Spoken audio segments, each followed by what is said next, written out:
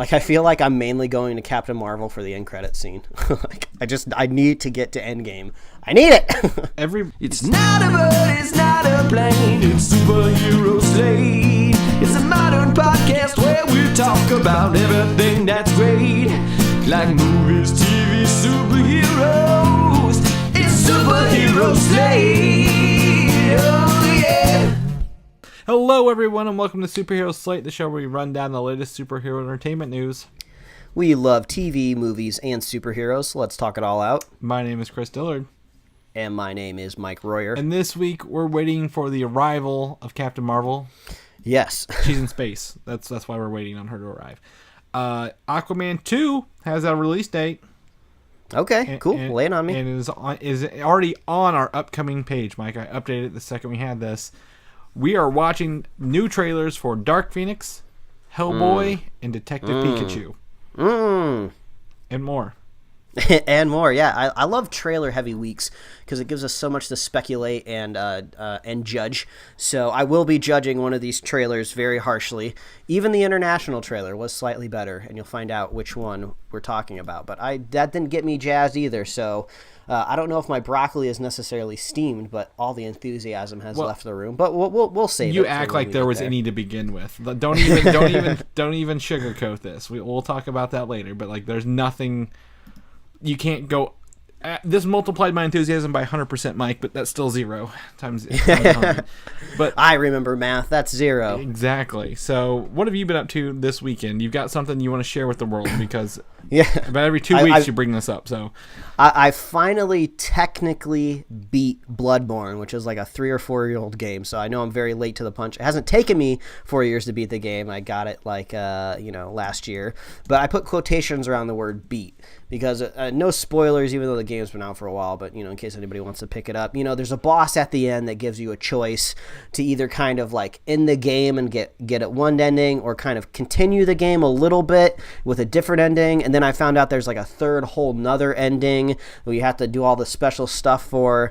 So I chose the route that kind of continues the game for just a little bit longer, but technically I could have chosen and the game would be over. So basically the game is done. I have completed it. It was an arduous journey, and I don't know if I love or hate the game. I'm in this weird space, but I'm just glad I finally reached the end of the game, because there's so many questions I have. Now I can finally watch all of these YouTube videos that are out there, all of these explainers of the lore. I finally watched a speed run of this game last night because I wanted to know how people beat this game in under 30 minutes. So I love watching speed runs because I love it when people find like these like little secret pathways. Like if it's an open world game or a game with like different kind of connected areas, I love seeing how people like cheat and like clip through stuff to get to different stages, shortcuts. Speedrunners are always very, very good at like beating like required bosses. They know exactly what to do, and usually they're not like powered up to where they usually need to be. So I love watching that. So that was really fun to watch. So now I'm really diving deep into the lore of Bloodborne, and like there's just like I have technically gotten to the end of the game where you can see credits roll, and my PlayStation says I'm only 20% through the game. So there's so much there that I'm not even gonna touch. I think tomorrow I'm just gonna watch all of the 3 different endings on YouTube, and then I'm gonna put the game away, and then maybe get the downloadable content for Spider-Man, jump into a little bit more bright and cheery world, and just continue on with my life and close this Bloodborne chapter. So I feel good. I finally beat the video game, technically, in quotes. So I feel accomplished today, Chris. Do you? Congratulations. That feels good. It's good. It feels good beating a video game. I understand what you're going through. So yeah. In terms of video games, Fortnite Season 8's out, which is pirate themed, and there's a new volcano, which is pretty cool. Hey, I didn't even know there was volcanoes to begin with. There wasn't. It was like it's brand new. Like they changed the whole map every season, or even like midway through the season. Like last season, they added a whole ice section, like of snow and stuff. But this one was volcano, so it's pretty fun. Rad. Yeah, I know. Thank you very much. Did you get a chance to watch any movies this weekend rather than just play games? I did. I picked up the digital version of Spider-Verse, which came out last week on Tuesday. It is just as wonderful and delightful as the first time that I saw it. It's just great. I don't think it's a stretch to call it a perfect movie. There was even with like kind of like the rose-colored glasses taken off since it's been a while and I was able to just watch it at home a little critically on my couch. I still loved it. There's still maybe one or two things that I think I would tweak or change a little bit about the film, but just overall, wow, what a great, lovely movie. I can't wait to see what they do moving forward. Even the animation is beautiful on like a smaller screen just in your living room. So go check out Spider-Verse digital copy. I love the movie. It's so great. It gives me warm and fuzzies when I think about it. Yeah, great movie, Chris. It is so great. It won the best animated picture at the Academy Awards last weekend. Damn straight. That's right. We recorded just before those Oscars came through. Congrats to Black Panther.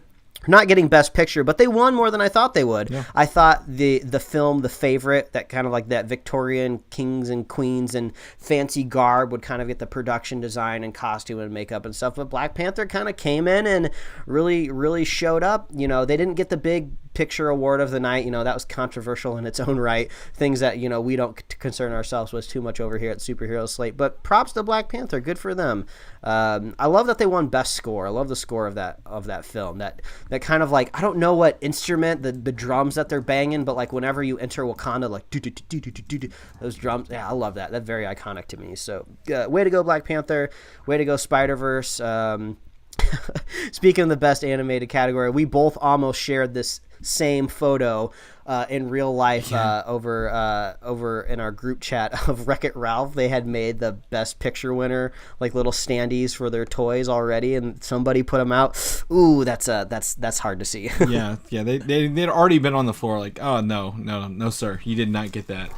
So. Put that on the very ugly Spider-Verse toys. I don't know if they have gotten better. I don't know if they've made new ones, but those Spider-Verse toys, they are gross. I'm not a big toy collector, but I've strolled through the aisles once or twice to see what they had to offer, and they are not good. So I think those toys are more of the kind of disposable ones. I think you'd really like more of the collectible items. Like maybe head to Amazon or your comic book store and ask them. I think you really like I'm those sure. better. I'm sure I would for sure, but. Outside of what I've been doing, Chris, this weekend, before we jump into the news, you went to an expo. You're out there in the real life doing some stuff. Yeah, that's right. So every year, first weekend of March, is the Louisville Arcade Expo here in Louisville, of course. Normally, most of the times, like the past 3 times I've had to work it and film it. This week I went on my own volition and got to play games on my own. There are less machines there this year, but there's just a lot of like. I went on Friday afternoon, so it was like the first day. It wasn't crowded. I could get into whatever I wanted to. A lot of them are really cool. They've got set free play. You just tap the button, puts in quarters, quote unquote quarters for you while you play. I played some Avengers, or I think it was Marvel something superheroes. It's like a fight 'em up game that was pre Marvel versus Capcom, made by Capcom. Oh, cool. Then I played X-Men versus Capcom. And then I was playing by myself. Some guy came up and was like, "Hey, careful!" I'm like, "No, he played for fucking keeps." To be honest, like he was like, he's good at. I'm like, I've never done this before. So, oh my god, fighting games are like that. Like if you come across, there's no middle ground for fighting games. It's just people that kind of dick around in fighting games that kind of know what they doing. They might know like one move, like they looked up the instruction sheet and they practice how to do one cool thing. So get over here. Yeah, and then there's like nothing. There's nobody who's middle ground, and then there's just top tier players that like play for like pink slips of their mortgage and their cars. It's just like it's sink or swim. It's insane. So I could totally see that happening to you, Chris. Yeah. So.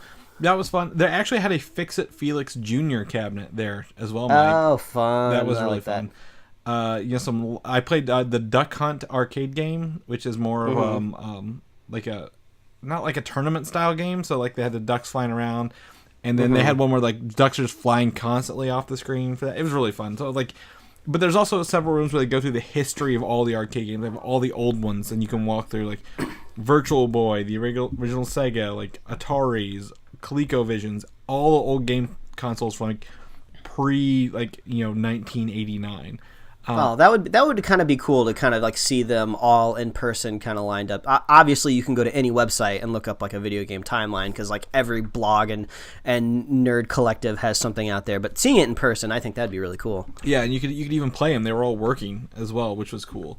So I gotta say I had a really good time with it, and if you're ever in Louisville first weekend of March, I'd recommend going and checking it out at least. So Sweet. Other than that, it's time for the news because yes, let's jump into the news. This is going to feel like the longest week. I thought last week was the longest week ever. This week is the longest week ever. We have Captain Marvel releasing this week. I'm going Thursday, 7 or 8 o'clock. I'm actually very excited. 2 of my favorite theaters in the area, competing theaters, have now opened up as of tomorrow. We'll have reserved seatings in all their theaters. Nice. Finally, coming into the future, Chris. Reserved seating. That's where it's at. Yeah, so this is... I'm going to IMAX, which always had reserved seating, but all their other ones didn't, so I never wanted to go, because I'm like, you never know what you're going to get.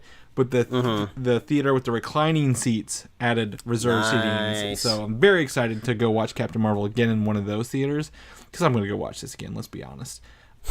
This is releasing this week, and you know what happens with every big superhero movie release? What's that, Chris? We record a review episode right afterwards. That's right. Stay tuned next week. Make sure you're subscribed, and we'll be talking about all things Captain Marvel. Exactly, especially the post-credit scene for Mike, because he's very excited to see how we get to in-game. Yeah, I wonder how many we have. Like, I wonder if we're gonna have like a post-credit scene to set up the next Captain Marvel movie, kind of like we did, all the other films. Like, Doctor Strange had one that set up its next film. Can they though with Endgame right now, the current state of the MCU as we left it? Wouldn't that just be hilarious if they do all this to build up Captain Marvel and she dies in Endgame? Like, nope, she's done. Her character's out. That's why you didn't see. That's why you didn't see a scene for her. Yeah, because like this movie's set in the '90s, as we already know. How do they do a post-credit scene that'll pick up 20 years later?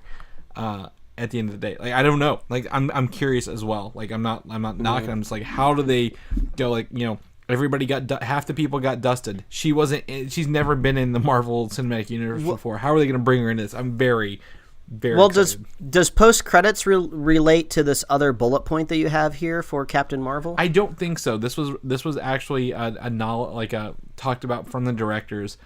There is a Stan Lee tribute put in this movie by Marvel, and I think it'll probably be before the movie or maybe after the movie. But they did not mention this being like a post-credit scene at all. They didn't say where it was going to be. They just said they can't say anything about it, but like people, like there wasn't a dry eye in the house when they played it. Oh, man. Yeah, because sometimes there's like special screenings for films or like fan screenings or like first showing screenings where at the very end there might be a little like extra couple minutes of like almost like special features before like the DVD even comes out. So I was like, oh, maybe that's it. Maybe the first post-credit scene before you get all the trailers, before you get all the credits, will be like, oh, this is the Endgame post-credit scene. This is how it ties in. Then after all the credits roll, you kind of get the Stan Lee tribute. But oh man, yeah, I don't know how they're gonna put that in there. But I think it would be better before the movie, so that way you're not left thinking about Stan Lee and not Endgame. Yeah, Chris, I will cry because even seeing the animated Stan Lee cameo in Spider-Verse again was just like, oh, Stan, I miss you. Oh, this was the first cameo we saw after you passed. And just them doing a whole little tribute, man, I'm gonna bawl my eyes out. I'm gonna need popcorn to get myself through it. You gonna dry your eyes with your popcorn kernels? You're gonna dab it out there with those little dry things. I'm gonna put a little extra salt on that popcorn, man. Exactly. But Captain Marvel's this week. Send us your reviews. Send us your thoughts if you get to see it this weekend. As usual, we will be doing a spoiler-filled review at the end of it, because let me tell you, being set in the 90s and with scrolls and before Endgame, we're gonna have tons of spoilers to talk about. I'm very excited. Avoid the internet this week, I guess, is the lesson learned here. Yes, Avengers indeed. Endgame is the next movie afterwards, as you just heard. And just a reminder, this movie was filmed entirely on IMAX screens or IMAX cameras. So they did the same thing with Infinity War. So you're getting 28 or 26% more screen when you watch this movie, Mike. Like, it's not like they just stretch it. Like, there's literally more frame being captured on IMAX. Yeah, and I wouldn't necessarily call this a gimmick, but if it was a gimmick, it worked for me, because I usually don't see movies in theaters twice. Usually once is enough for me. I move on to the next thing, even if I really love the film. But with Infinity War, I saw it kind of in my normal standard like theater. It was great. And then I specifically tracked down a big IMAX, like a true IMAX theater out here, so I could see the movie. And like I bought the tickets way too late, and I was in like 2 rows from the front of the screen. My entire perspective was full of Infinity War, and I still loved loved it. So I think I'm going to have to check this out in IMAX as well. Exactly. So when tickets go on sale and you have that option to see in IMAX, you should probably take it because the home release doesn't do the IMAX format, I'm pretty sure, right now. So you won't see it again unless it's still in IMAX theaters. It'd be cool if you could do the IMAX viewing through a VR headset. That would be rad. I mean, it wouldn't take much to make it on a TV because we already have black bars. They just got to stretch it up a little bit. Like, I don't know why they're not doing it, but I'm not making those decisions for them, sadly. However, I mention this because there's a rumored March 11th to 12th for the next in-game trailer, Mike. And if we have one more in-game trailer, what do you think's going to be attached to that?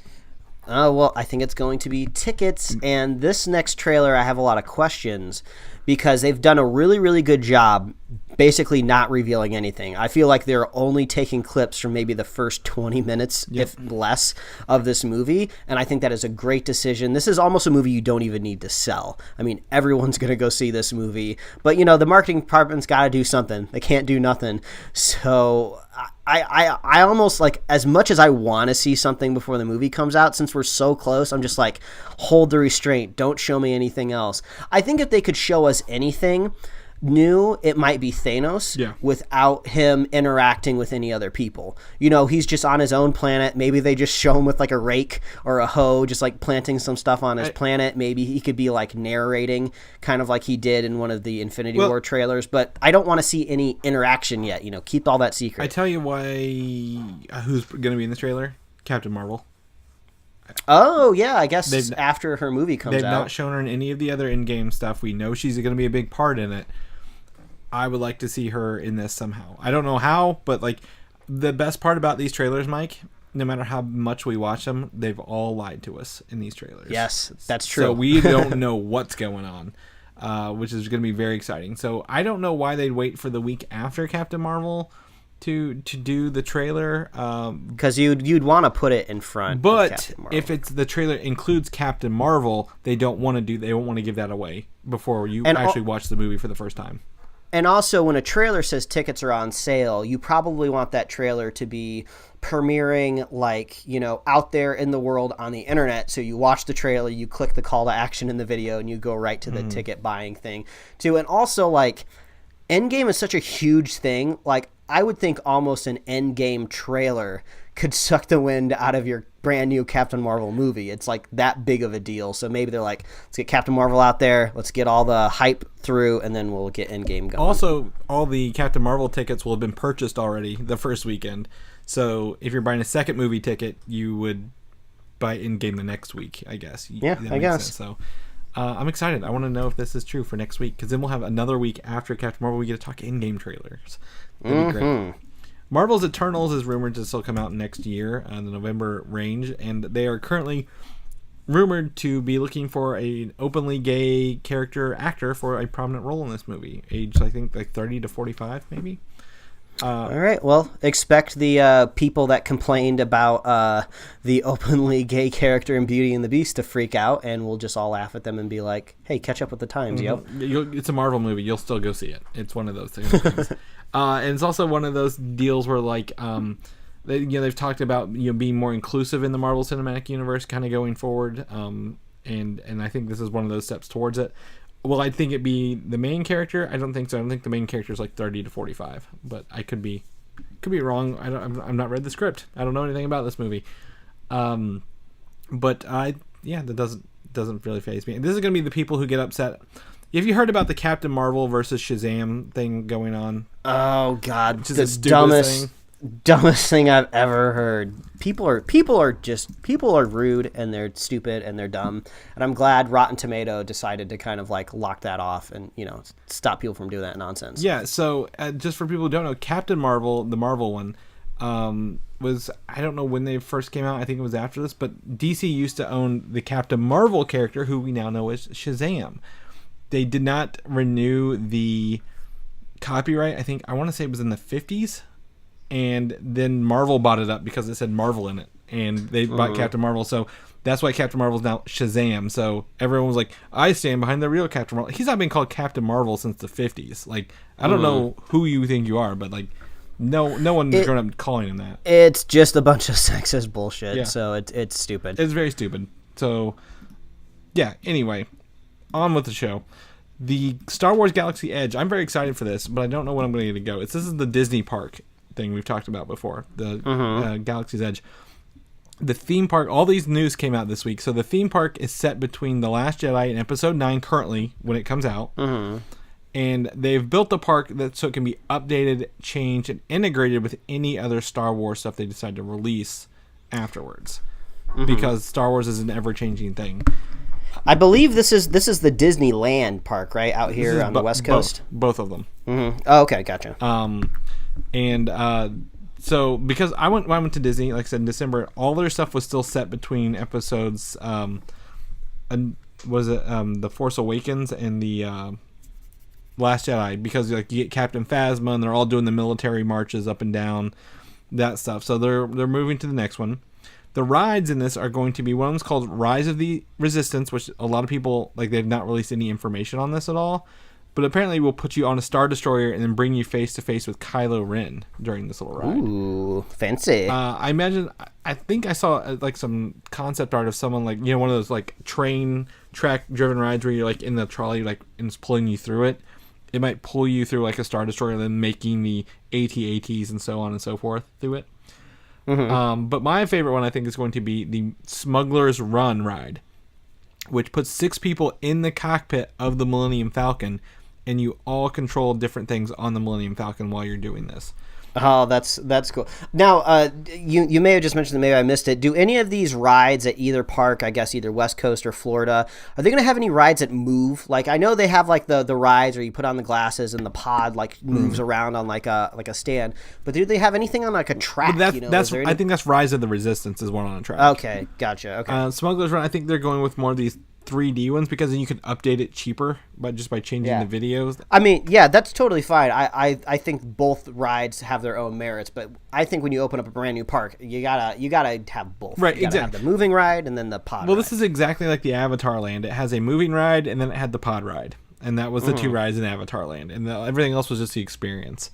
So, Millennium Falcon, you get to fly, you get to shoot like TIE fighters and stuff like that, and like things you do in it will affect like how the game's going to as well. So like the ride is going. So I'm very excited to see what that one's about when that comes out. Dining, they're gonna have blue and green milk options, Mike. Of course.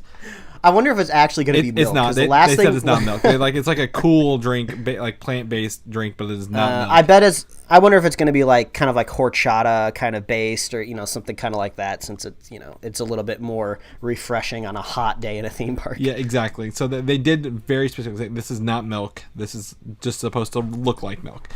That's hilarious. They have themed dining places. Like there's a couple like 2 food places. I think like one's like a lunch, one's a dinner. But then my favorite's going to be the walk up is a Cantina Bar, and you can order your adult beverages and themed drinks right from the Cantina Bar and take it with you. And carry over, if you got the Guardians of the Galaxy ride at Disneyland, get your Groot bread, then walk on over and bring Groot with you. Exactly. I'm very excited. They actually showed some pictures of the menu items. Some of them are just regular menu items, but like the drinks and the aesthetics of everything was really cool looking. So I'm very excited for the dining here. And interaction, I thought this was the coolest thing. So there's a thing called the Play Disney Parks app.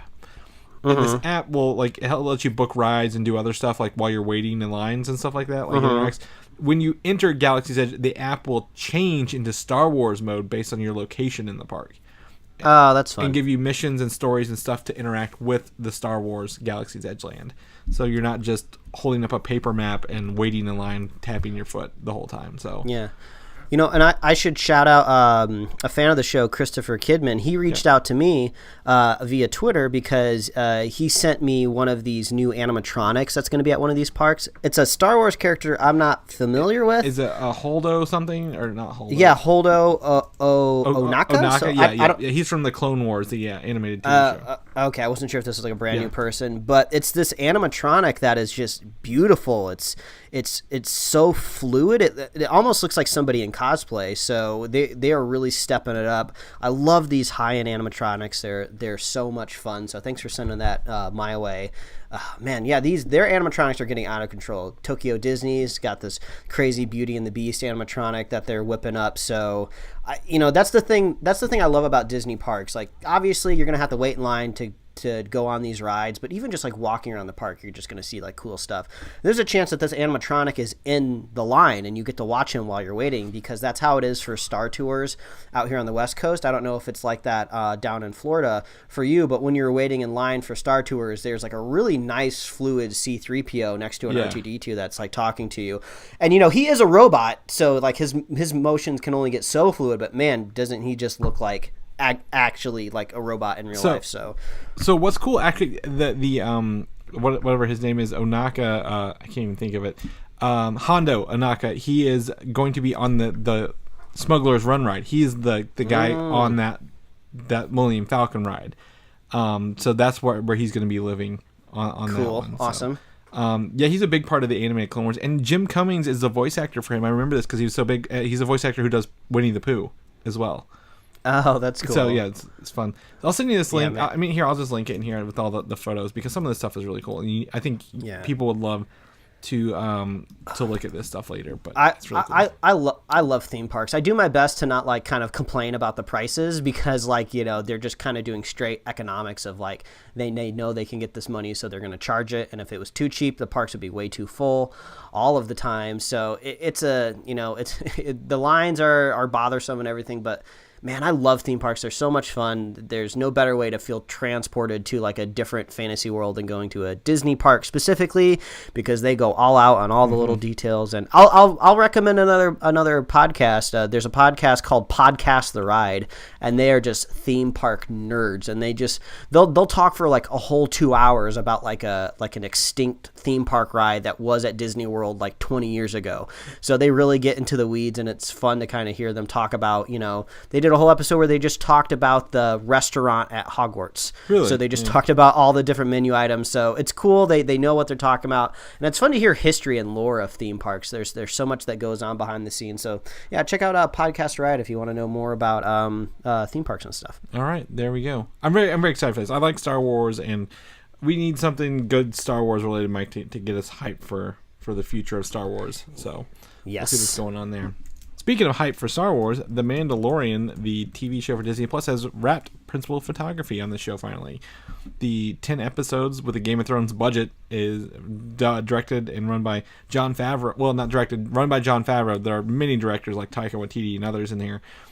Is closer to a reality, Mike. It just doesn't feel real yet. That's the thing. This show just better be good, because just the way that you summed it up, I mean, this is like the best roulette wheel you could ever spin. I mean, you're getting like a primo nerd director like Jon Favreau. You're getting primo Disney money. You're getting primo directors that have made primo blockbuster movies. Like, this should just be an amazing series. So I hope it is, man. Everybody loves Boba Fett because he looks really cool. So getting more Mandalorian armor and cool bounty hunting stuff, man, I hope this is cool. Yeah, and it's like the first live action Star Wars TV show ever. Like, they can't mess us up, or it's a stain on your series forever. Yeah, I grew up my entire life with the rumor of a Star Wars TV show coming at some point in time. In development, scripts have been written, they haven't been written. Oh, it's coming out here before streaming services ever existed. So, man, it's cool. We're here. It's cool that one's finally coming. It's real.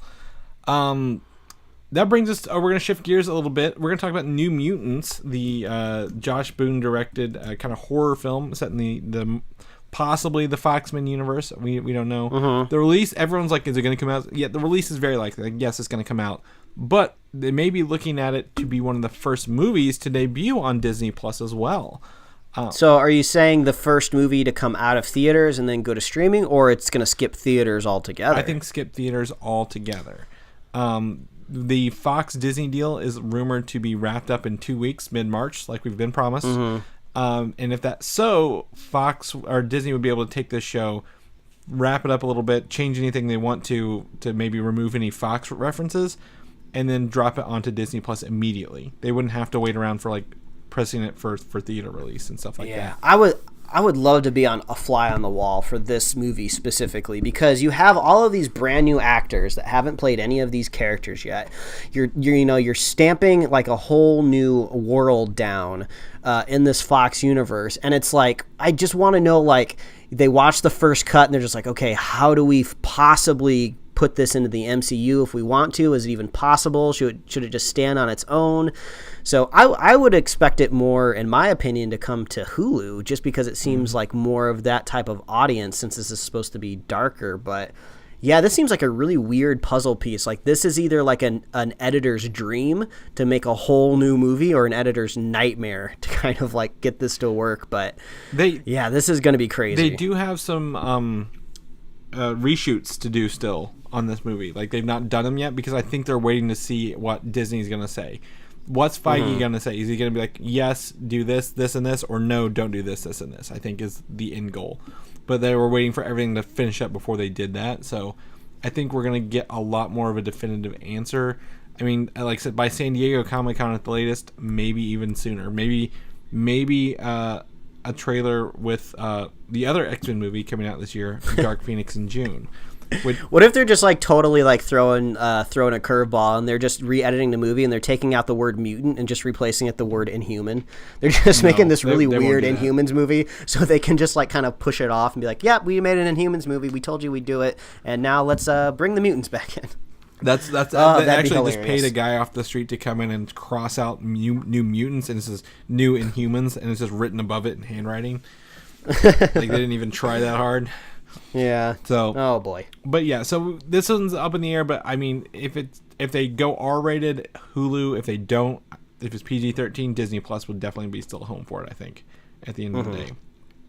Now we're gonna jump into our trailer park section. We always, every couple months, we have what we call the trailer park, Mike, where we back to back some movie trailers that came out this week. And I think the first one was not a surprise. We've been talking about this for a while and rumored. It's Dark Phoenix, the upcoming X-Men, the last Fox X-Men main movie coming up. So trailer number 2. Yes. Which, in my opinion, feels a lot like trailer number 1. I don't feel like we're getting a whole lot new here, a whole lot different. Definitely the same tone, for sure. Usually, like in a second trailer, or once you start to get closer to the movie, when you're trying to build hype, I'm kind of expecting like some sort of like reveal, like a character. Like, if there is aliens in this movie, maybe we get to see the first peek of them. But it's just, it's all the same stuff again. Yeah. We see the X-Men in that one neighborhood, that dreary, like gray looking neighborhood. We see a couple shots of like the X Manor and everything. It just looks like all of the same. We get a little bit more elaboration on what happens in space. But that's honestly about it. So I think the thing with this one, it actually shows. So the ending of this, the finale was rewritten and redone. Remember we talked about that?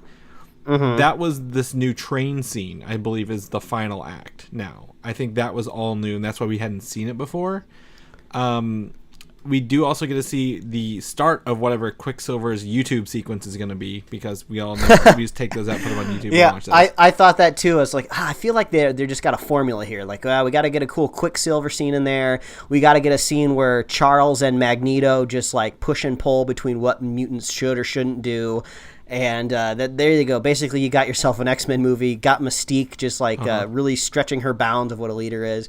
It seems like they're definitely hinting towards Mystique is definitely dying in this film. And I think I even saw maybe a quote out there this week on the internet from like the director of the film that may have even just straight up confirmed that she died. Yeah, I think they're not like. I think to put it nicely, all fucks are gone in this. They're like, we don't care anymore. And someone's like, oh my god, it's spoilers. I'm like, can you spoil something you're not excited for? Like, is that really a spoiler at that point? Because we kind of like know this is like, none of this matters at the end of the day. Marvel's going to do mutants, and they're going to do it better at the end of the day. Yeah. If this shows me anything, it says when Marvel finally kicks up their first Mutants movie, whether it's X-Men or whatever it's going to be, they just need to go in a totally just different, even aesthetic direction. Like, I'm so tired of seeing that same shot of the of that big metal door with the big X-Men logo on it, opening and closing in that same hallway. Like, I feel like the filmmakers are trying to say like, oh, remember this iconic hallway from the very first X-Men movie? It's just like, no, it just looks like like you're reusing the same set over and over again. I'm so tired of seeing that. Like, it's totally fine if you want to put Charles, in the MCU, if you find a creative way to do it, and if he has like just make the mansion look different. I feel like I've just been seeing the same dumb mansion for like a decade. So I just totally need a totally fresh view reboot. Like a rehaul of this thing. Yeah, they've just milked it and milked it and milked it. They've done their best to try to go back in time and re-tinker things and tweak things, and we've gotten some good movies here and there out of that effort. But yeah, I'm just totally 100% over it. I feel bad for the actors that are in this like dead franchise that aren't going anywhere after this. I guess you signed on for a superhero movie. You thought you were getting a little bit more than what you got. So yeah, I'm excited to let this chapter close. And I mean, like, who cares about Dark Phoenix? We saw that in X-Men The Last Stand. Like, we saw all of this imagery already. We've seen Jean Grey turn into, like, flames and, like, kill people evil, that she loves. Yeah, so, yeah, don't care. Totally apathetic. Like, just whatever. And I think that's, like, the thing is, like, this trailer, if we cared about the franchise, I think, especially the international trailer, which is in our show notes, I think that's could be a good trailer for a movie we cared about. So when everyone's like, "Oh, these trailers suck," no, the movie sucks. We're just have to get through the trailers to get there. Like, it's gonna happen regardless. We just got to suffer through these. Like, yeah, and I know they didn't have the choice because they didn't know this was gonna be their last film. But if it was, it would be cool to watch a trailer that was like people like speaking in finalities.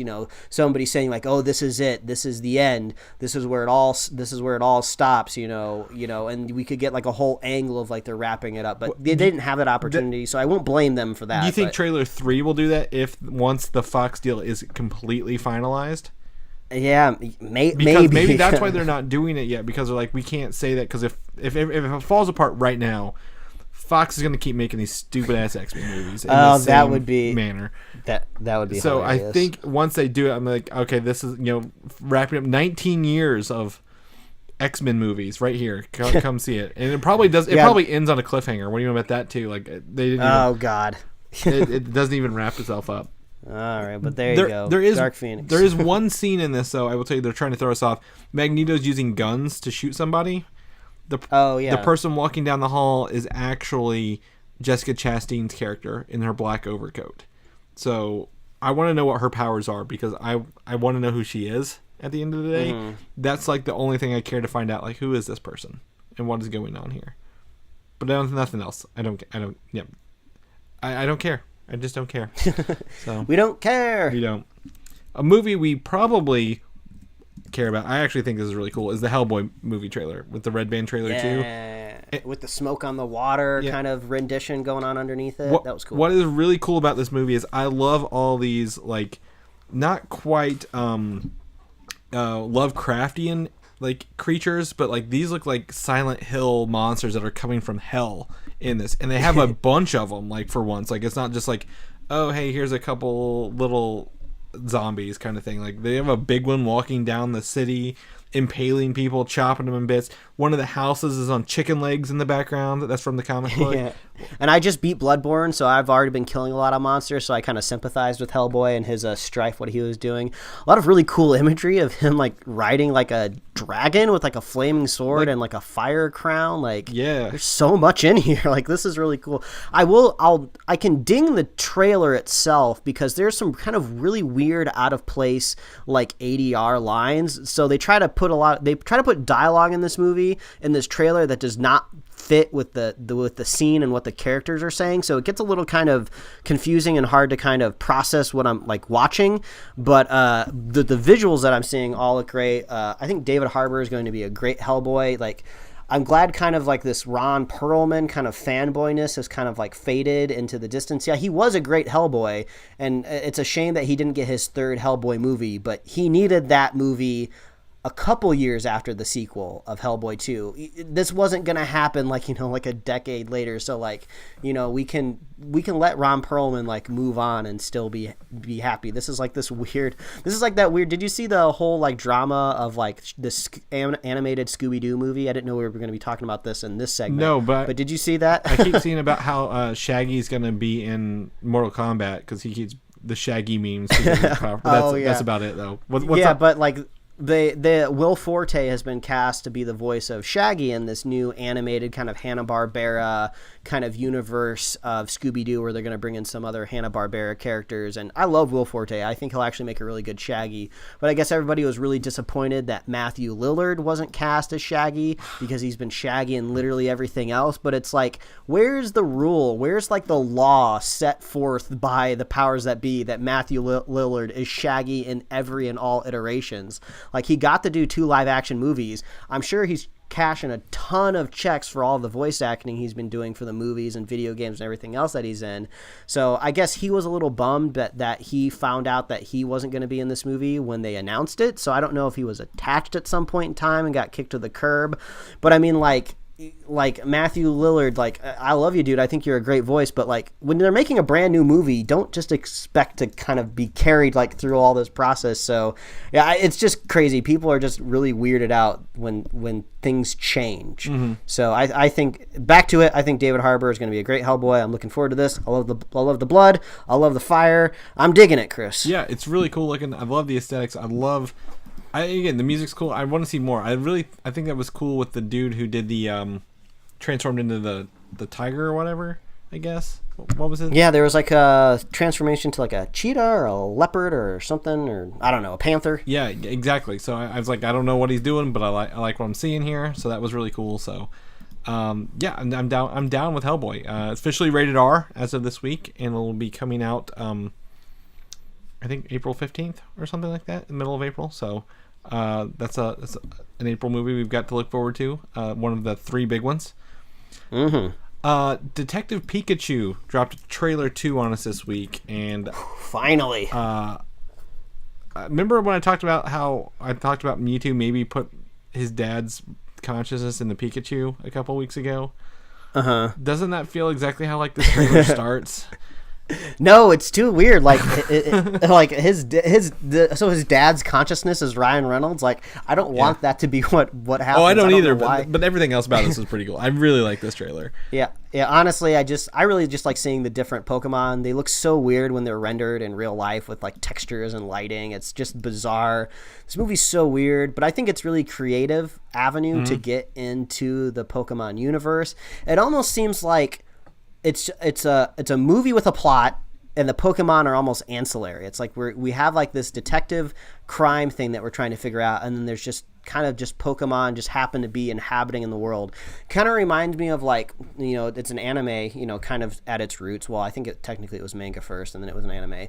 But like, if you're just kind of like watching Dragon Ball Z, like just a humanoid world, Earth, then all of a sudden you just see like a dog cashier or something like that. There's just animals that are just people that are just living in the world. Mm-hmm. That I almost am kind of getting those vibes where like people aren't too like weirded out that there's just like a Machop just directing traffic or something like that, or there's a Snorlax sleeping in the crosswalk. So this movie's gonna be so weird. Pikachu says hell, which I thought was hilarious. Or there's a Ludicolo at the bartending thing, because oh god, that thing was so freaking weird. I love Ludicolo, and that is now my picture on Twitter because I love it. I love that photo. He just looks so goofy, and it's fantastic.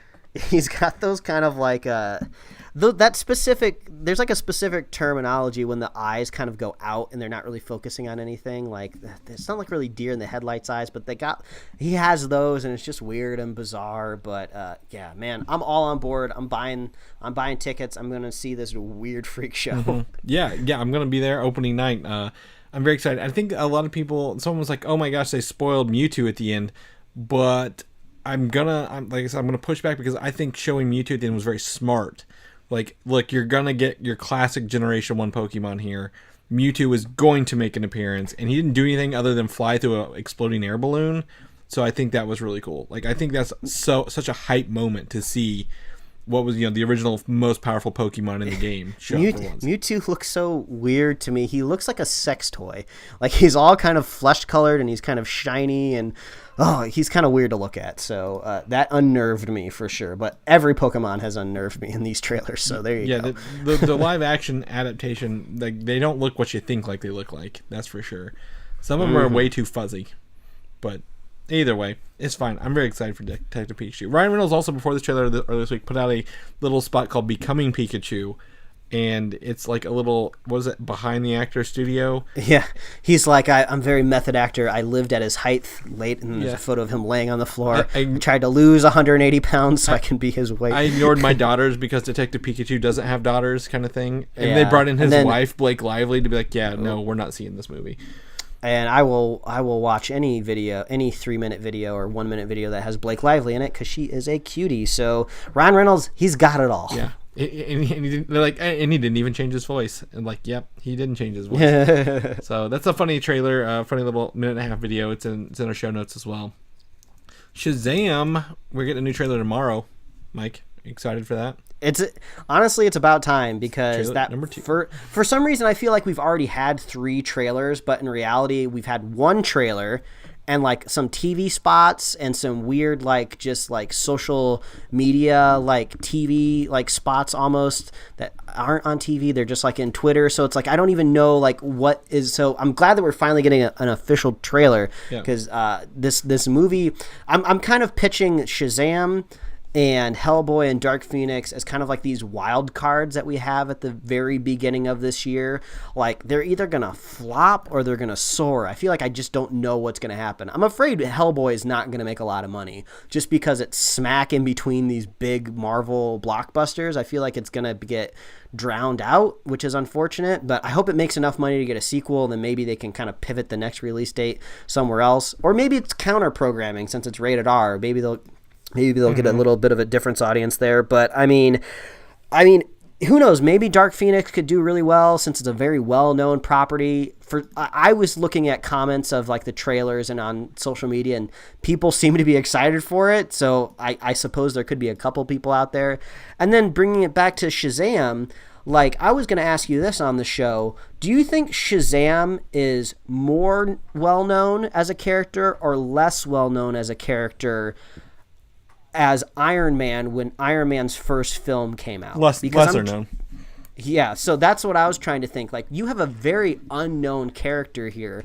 I bet a lot of people watch this trailer and don't even know what universe he's in. They probably don't even know if it's Marvel or DC or just some sort of like Image comic come to life or something. Well, they do. He does reference Batman and Superman very specifically in every trailer. Yeah, but, you know, I think even, like, in Kick-Ass, they might have mentioned, like, Superman and Batman, so, but either way, splitting hairs.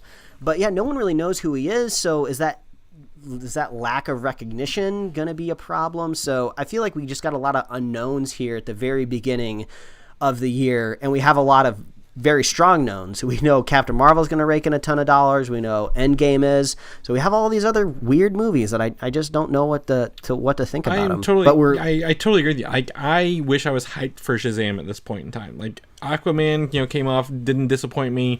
Shazam, like what is DC's next gameplay going to be with Shazam? And they've not shown us anything other than the fact that the kid who wants to go buy beer at the gas station. Like that's it so far. Like, where's the action scenes? Well, I guess we're hopefully going to get that in the next trailer tomorrow. Yeah, but like it's like a month before the movie comes out. You think they'd do a lot more than just give us one trailer for almost a year, and then like, oh, here's your second trailer a month before it comes out. Like, do they not believe in it? I'm worried that this movie's going to be aimed towards kids, Mike, and we're not going to enjoy it. Well, I think we will be talking about next week this trailer, and I think it'll turn you around. I don't know if I'm like going to bat for Shazam or what's going on here. Like I feel like I'm defending it even though I know nothing about it, but I feel like this second trailer is going to have what we want. I want to see like him like punching stuff. I want to see him fighting people. I want to see some more funny jokes. So maybe this new trailer will turn us around. Yeah, I hope so. But they're putting it out this week because he used to be Captain Marvel, and they're going to put him before Captain Marvel. So that's probably why it's coming out tomorrow. And they'll probably do tickets on sale. Are you going to rush out and buy your tickets? You going to wait? For some reason, this doesn't seem like a movie where I'm going to have to rush out and get my tickets. Probably maybe a week before it comes out. Okay. I'll secure my seats. Yeah, probably about the same. Aquaman 2 has been announced. We have an official release date. Are you ready for this? Because this is a long wait. Okay. December 16th, 2022. Whoa, so long. Yeah, I know. It's 4 years after the original one. You think they'd try to speed it up a little bit. It makes me think that Jason Momoa is going to pop up somewhere. I don't know if it's going to be like a duo movie or if at the very least a cameo, but how can you take your like one of your most profitable characters and keep them off the big screen for like 4 years? That seems really crazy. Where would they put him at? Like, you think they would announce the other movie before then? Like, you would think. I don't know where he's going to go. So that seems like a really long time to wait. Obviously, the movie is probably going to be probably already in pre-production. They're probably already paying people in an art department to start like, sketching up things that could possibly be in the movie. So I'm sure money is already being flowing. But yeah, they're not even close to even doing anything with the film yet. So Jason Momoa, are you really going to be gone for 4 years? Like, I find that hard to believe. Like DC, like they should do a 2.5 year model like Marvel was doing. Like they didn't expect the popularity of Guardians, but they were able to crank out the second one in 2.5 years, or maybe even less. Maybe it's a year and a half. I don't know, but like, come on, DC, like. People love this. Get another one out. Like, come on, let's do this. This is leaning me towards that we could see like a duo team up here. I don't know if it would be with the Flash. I don't know if that would really fit. I don't know. Maybe Cyborg. I don't know. Maybe Shazam. Maybe I don't know. He's got to show up. 4 years off the screen. That seems insane to me. I don't think. When did Wonder Woman come out? Do we know? Well, I'm not 100% sure off the top of my head, but she did have Justice League in the middle of that, so we did technically see her. That's true. Before the next. I don't think there's going to be any other movies. I think they'll either move this date up or keep it. One of the two. I don't think there's going to be anything in between at this rate. But you did mention the Flash. The Flash, I don't think is one of those choices because we've not even got his solo movie yet. And the current directors, John Francis Daley and Jonathan Goldstein, who wrote Spider-Man: Homecoming, are doing a rewrite of this film as well, which they inherited from like 8 other people so far. So, well, that gives me faith in a Flash movie because the Flash, he can at least Ezra Miller's version, he was kind of like this quippy guy, which I think could fit with the style of kind of what we got to see Tom Holland doing in Homecoming. So yeah, I'm down for these writers. Well, I've always talked about the Flash TV show essentially feeling like the Sam Raimi Spider-Man 1 to me. So the characters are very similar. The power sets are different, but their personalities are very in line with each other. So I think this is okay. I mean, I want to see the Flash. Maybe it's not Flashpoint. Maybe it's something else at this point. Maybe they're like, since we don't have Ben Affleck anymore, we don't have to worry about revisiting him at all. We can go do something new. So maybe he's gonna. Maybe his villain. Oh, I know who the villain's gonna be. Someone who runs even faster. Yeah, I mean that's any given episode that you're on with the Flash at the CW, that's probably the right answer. Yeah, that's why the Umbrella Academy is doing better than the Flash right now in terms of popularity. Yeah. Suicide Squad, the Suicide Squad, the sequel to Suicide Squad. Will Smith is apparently not returning as Deadshot due to scheduling conflicts for all his upcoming movies that everyone obviously wants to see, like Bright 2 and Bad Boys for Life and whatever other movies he's working on. Well, hopefully it's a Hancock too, Chris, because that's what I'm looking forward to. Not even sarcastically, I want to see that. But so if Deadshot's gone, I highly doubt that they're going to bring back any of the other cast. I mean, I think Margot Robbie is somewhat Harley confirmed. Quinn is, yeah. Yeah, so this just seems like weird. Like, who's clamoring for Suicide Squad? I mean, James Gunn's at the helm, so that gets me a little bit more excited, but yeah, it seems weird. It's like a Suicide Squad reboot almost all the way around. So that's okay with me. I didn't care for the first one. Yeah. I'm not even saying that we needed to bring these people back, but it almost just seems like maybe abandon the Suicide Squad in general and just, I don't know, make a different movie. Well, but whatever. Where are you going to put James Gunn though? Like he's built his success off teams of not quite heroes teaming together to take down someone just worse than they are. Have him make the Lobo movie or something, and then if he wants a squad, throw in some other like nefarious types that team up with Lobo or something. I wouldn't give him a solo character. I wouldn't give James Gunn a solo character. So, but what do we know? We'll see where this movie comes. Who's going to be in it and who's not. It could be way off the walls and awesome, or it could not. Either one.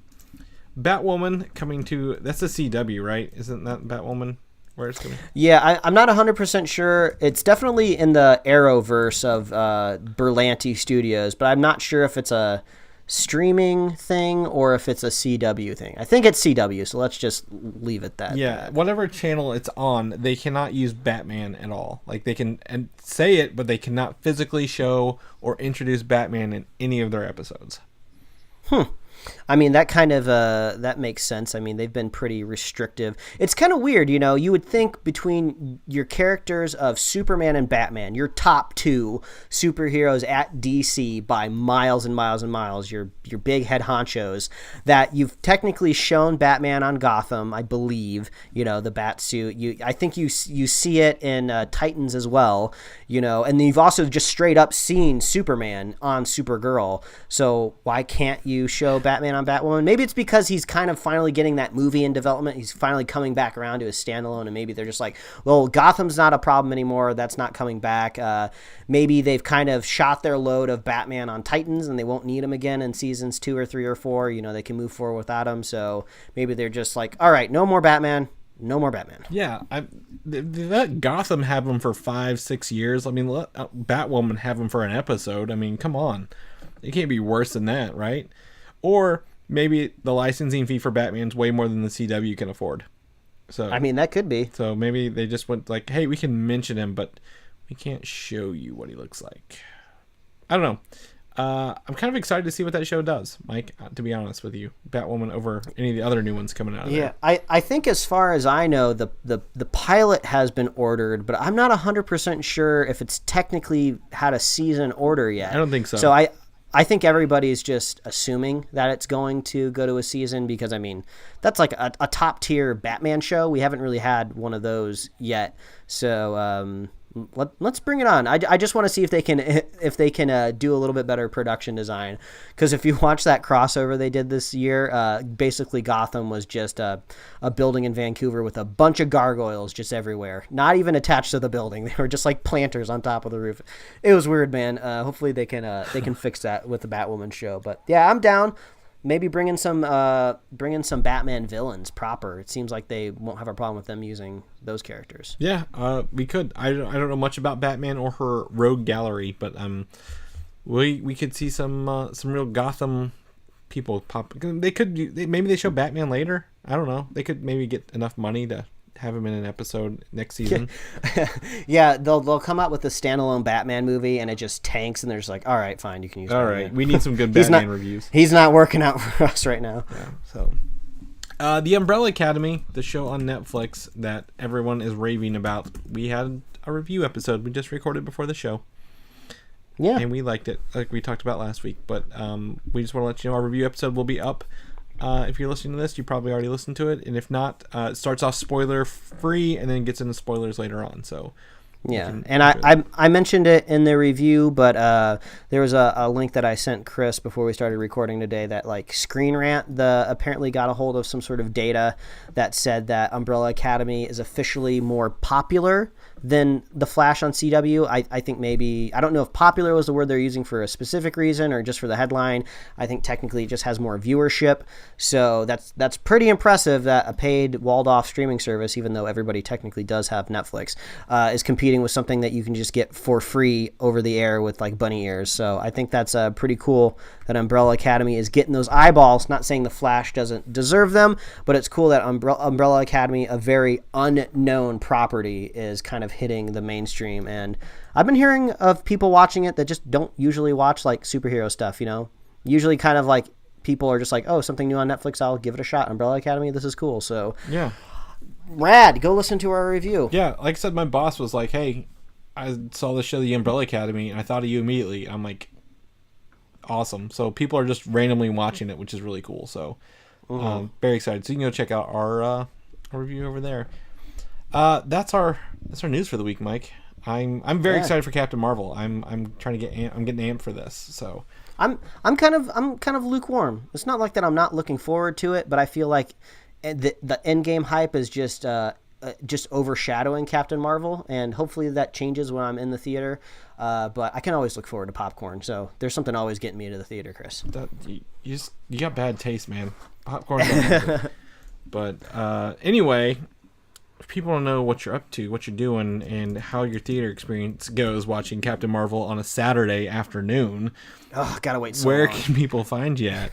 Do not spoil this movie for me, people. You can find me at Mike Royer Design on Instagram and Twitter, and you can read my webcomics at pickledcomics.com. Chris, if people want to catch up with you, see what you're doing, you're kind of putting together a whole little arcade stick, taking the knowledge you got from the Arcade Expo. Where can they find you? You can find me on Twitter, Valdan, Valdan, or on Instagram, Valdan87. You can also have a Comic UI. We are in the month of C2E2, Mike. We are finally here. It's in it's the 22nd, 23rd-ish. I'll be in Chicago for that. So if anyone's there, let me know. We can meet up, hang out, take a selfie. You can tell me your thoughts on stuff. We'll do a little audio interview, whatever you want to do. I don't care. Just hit me up. Yeah, and so on and so forth. But Mike, if people want to listen to our show, all our review episodes, maybe get it in their queue ready for next week for the Captain Marvel, where can they find that at? As always, all you got to do is visit superheroslate.com to find all the avenues we host our show if you're not subscribed yet, which you should be. And you can get our awesome show notes. So we talked about a lot of trailers today. We even talked about Ryan Reynolds' silly Pikachu inside the Actor Studio video. We got all that in our show notes, so just head on over there. We also got an awesome upcoming release calendar. That's just a nice, simple, plain text list. We're not loading a whole bunch of images. There's no galleries. There's no sliders. There's no ads. It's just a tool that we've made for you if you want to know when these kind of superhero comic book big blockbuster movies that we're interested in are coming out and when we're going to be talking about them. So you can get that at superheroslate.com on our upcoming release page. You can find us on Apple Podcasts, YouTube, Google Podcasts, Spotify, Podbean, TuneIn, Stitcher, iHeartRadio. I feel like I don't even need to say this list anymore. I feel like we're everywhere. But if we're not on some app that you want us to be, just let us know and we can get it listed there. You can like us on Facebook, Twitter, Instagram, and you can get merch at superheroslate.com/store. We love hearing from you. Reach out on YouTube, Twitter. You can send us an email through our website. We love hearing from you. If you have any predictions of what's going to be the wild card or the flop of this half of the year. There's some other movies coming out this year that are definitely wild cards. We got that other Joker movie that, pun intended, is a wild card. So we'll see what goes on there. There's a whole lot of questions that will be happening. We want to know what you think. And we love our super fans. If you want to be a super fan, all you got to do is share the show with a friend, share the show with a buddy, and we will continue to be here every week. And we are really getting into the movie season, so you will start to see us in your feed twice a week talking about the movies specifically that release and drop. And we are hyped as usual, and we will be here year after year for all of your superhero news needs. Chris, there you go. Wow. Podcast done. Signed off. Check mark. Done. That was like half a show just wrapping it up by itself, man. We gotta figure out a way to clean that up a little bit. But anyway, thanks for everyone listening, and we will see you guys next week. All right. Adios. Thanks for listening, and don't forget to subscribe.